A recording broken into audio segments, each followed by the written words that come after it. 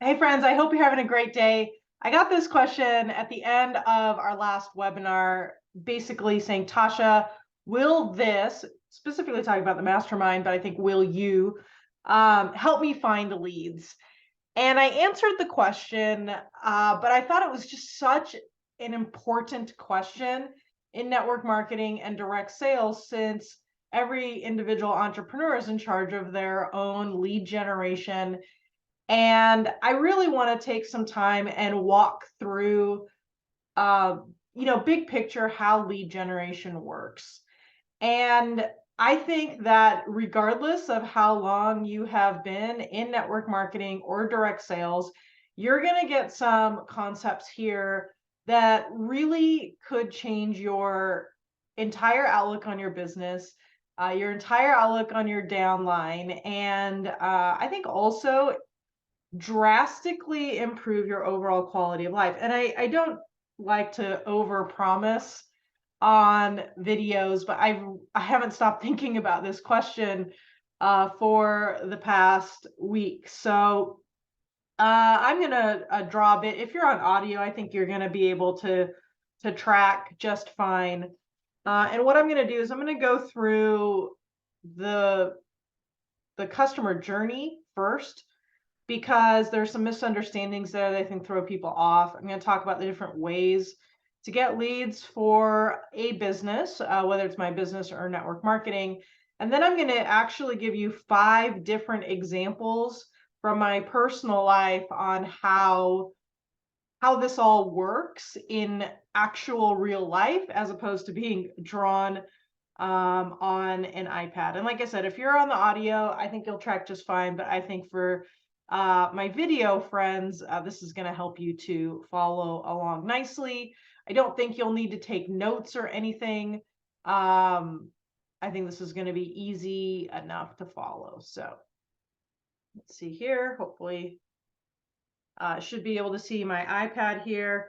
So let's start off by walking through what is the customer journey. So we have, people we've never met.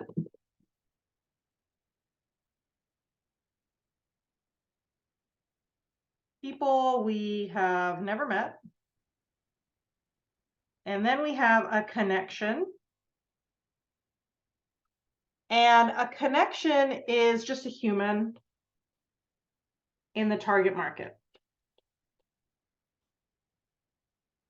A connection is not the same as what people would call a prospect, right? This is where networking and inviting is different. A prospect is someone who has the problem that you solve or wants the solution. That's when they're a prospect, and people have to go through this process. So not every single connection you have is a prospect. Once we have prospects, we want to invite them to a conversion event. And I know this is like really technical language, but I know that people in our community, you are smart people, and you deserve to be trained and treated like you're able to consume important business concepts. A conversion event is where you make an offer. So a conversion event would be like a one-on-one conversation, a product overview. A conversion event would be a business overview. We ask them if they'd like to launch. A conversion event might be a Zoom. It might be even a full-on chat string if that's what you're doing. A Facebook group, tagging them in a post is usually not a conversion event. The conversation that happens after is a conversion event. It's not a conversion event if you're not making an actual offer. And then they become a customer.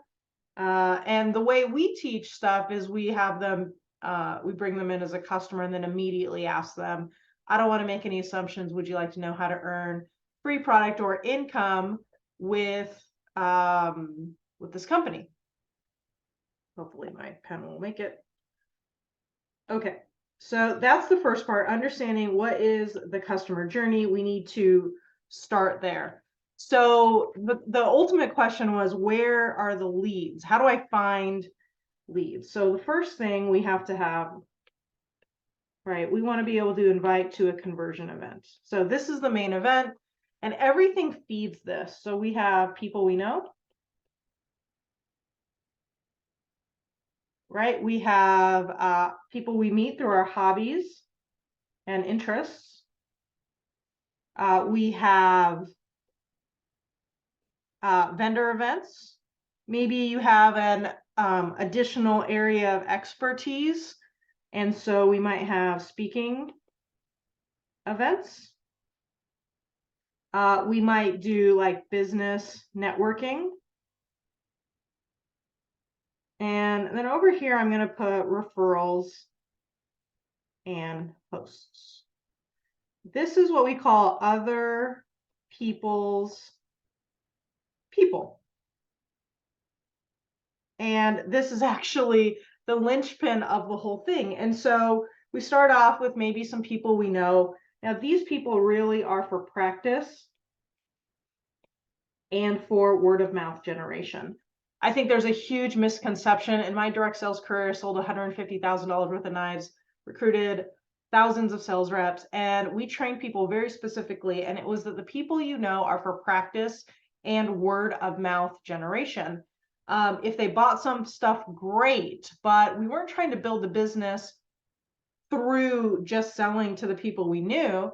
That didn't feel good. It was really about practicing our skills in a safe environment and also generating word of mouth, because all of these things point to referrals and other people's people. So if I were to meet someone through a hobby or an interest and they have a need and I invite them to a conversion event, my goal after that is referring, hosting, or building, right? Other people's people. If I meet someone through a vendor event, right, I'm going to get them to a conversion event and then go to other people's people. Now, I just want to make a caveat, no sales can still lead to referrals and hosts. Just because they choose not to buy does not necessarily mean that they are not going to buy or they're not going to be able to refer. So the example that I always talk about and use is how if you were to try to sell me high heels, I wouldn't buy them, but that doesn't necessarily mean that I am not going to connect you with other people. In fact, psychologically, because it's not really the right fit for me, but I can tell you sell great high heels, I'm actually more likely to want, right, if you handle that no sell gracefully and respond confidently with the referral invitation, then, well, I'm actually much more likely to give you, to connect you with people that are actually in your target market. Like, I'm not the right person for you, but go call my friend Christine up the road. She loves that kind of stuff. Okay, so let me walk you through a few examples. Hopefully my pen is going to make it through this video. I'm going to give you 3 from my direct sales career. So I was 20 years old. I started selling knives. Right, I started off with my friend's parents or my parents' friends.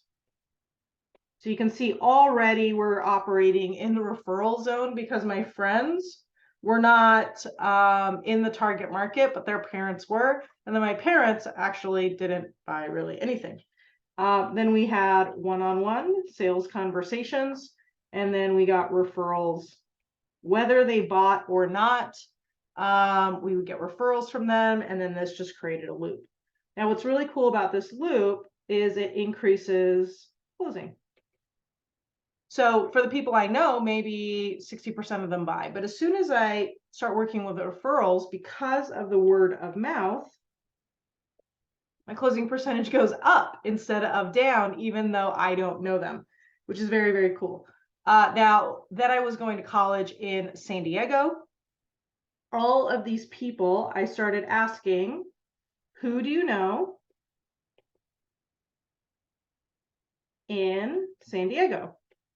And I got 7 names, 2 one-on-ones, right? And then I got referrals from there, and I ended up selling about 10K from the referrals. Pretty crazy, right? Referrals. The third way that I generated leads, and this was after spending a lot of time in the leadership space, and I needed to relaunch my business. I couldn't even find the notebooks I had of previous leads from 3 years ago. And so I had to start from scratch. So I worked the Orange County Fair.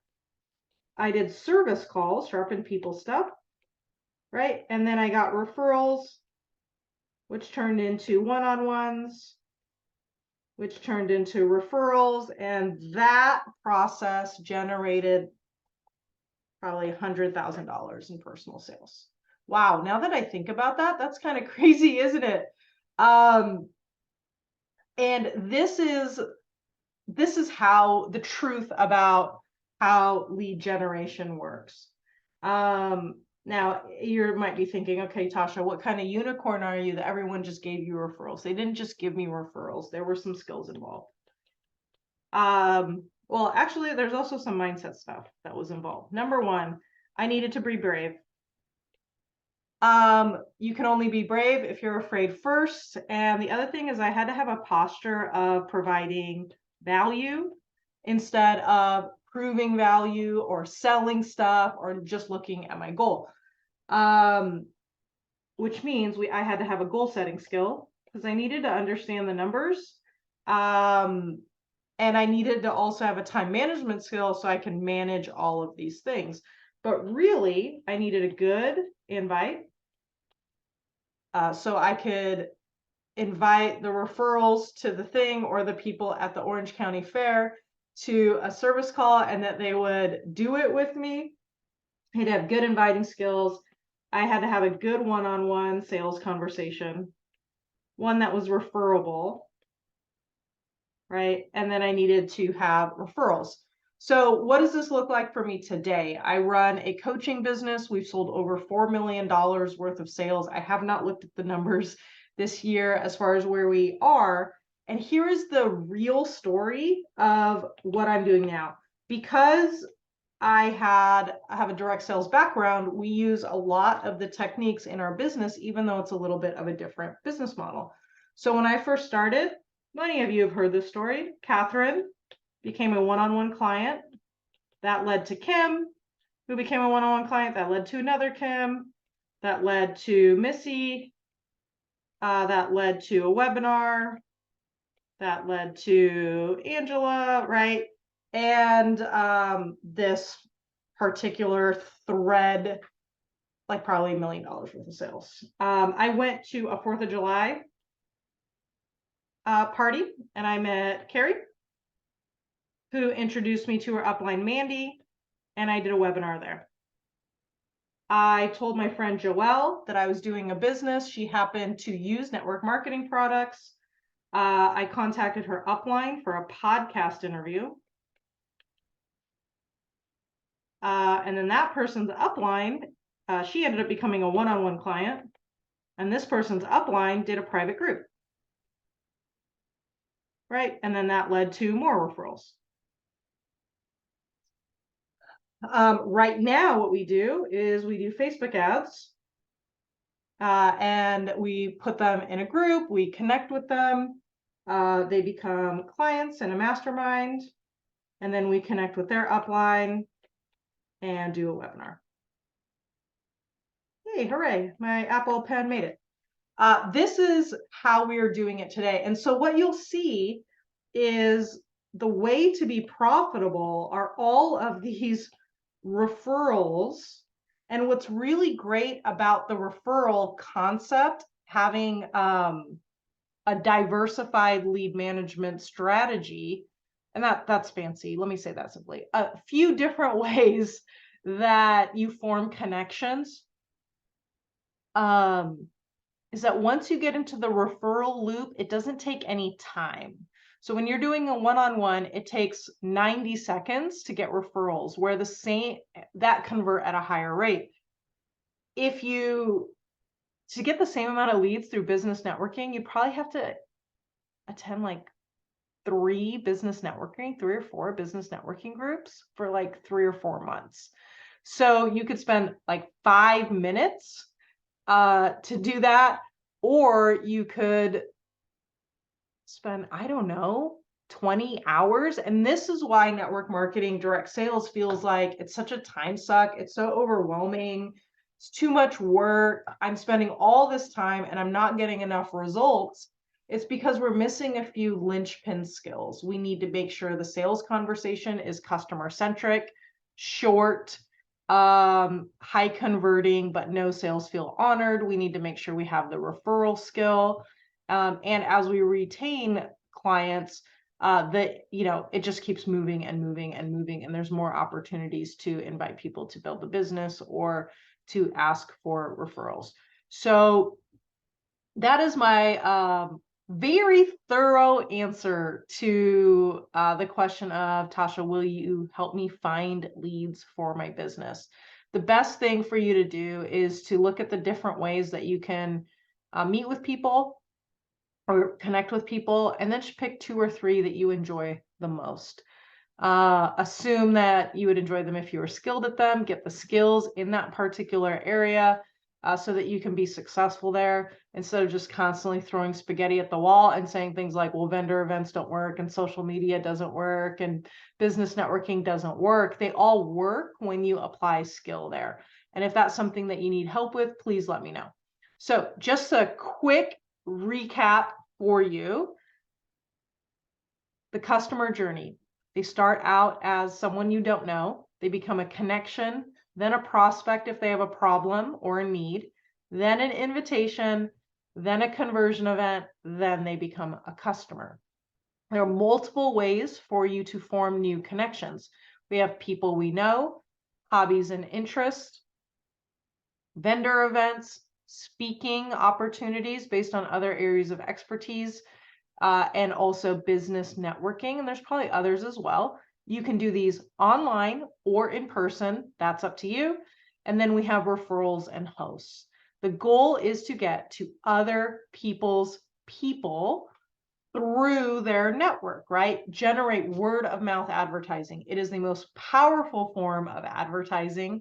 And so we want to make sure that we harness that, because it converts better, it's more fun, it saves time, and that's how people want to hear about things through word of mouth.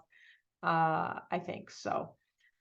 I hope this is helpful for you, and if you want guidance on this, then please let us know. We're happy to help. Have an awesome day.